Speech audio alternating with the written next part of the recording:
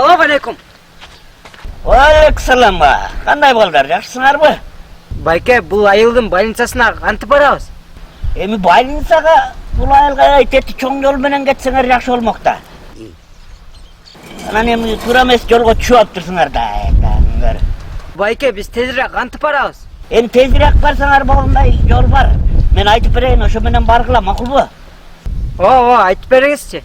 Мына бул жерден өтөсүңөр. Бул жерден барып жана көрүп атасыңар, тиги үйдүн жанынан өтүп солго бурулсаңар, этаж үй бар. Ошол этаж үйдөн нарыраак басып кайра оңго буруласыңар да. Оңго бурулгандан кийин 10 метрден кийин ит көчө деп коет. Мындай эки сетканын ортосу бар. Кычык көчөдө ит көчө деп коет ошону.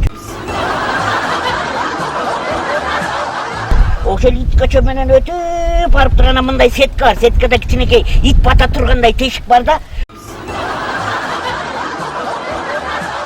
Ошол тешиктен көрмөлөп өтө калсаңар эле болду. Анан өтө калып кайра солго бурулсаңар, ар жакта узун кирпич үй турат. Капталында тоо куясы бар. Кожомкул дегендин үйү. Ишенбесеңер, кимдин үйү десеңер сурасаңар болот. Байке, сиз айткан жол проблема го? Проблема эмес, айтып атпайм. Анан ишенбесеңер ошо кожомкул деп сурасаңар болот.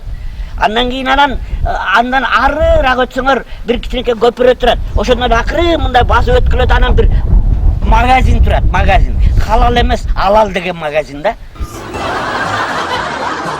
Мына ошого кирбей эле койгула ал магазинге. Андан өтүп туруп, анан чоң жол асфальт турат. Ар жакта вакцина принимаем вакцина деген бирдеке деп жазылып турат. Ошол доктор, ошого барасыңар. Байке, биз тезирээк кантип барабыз?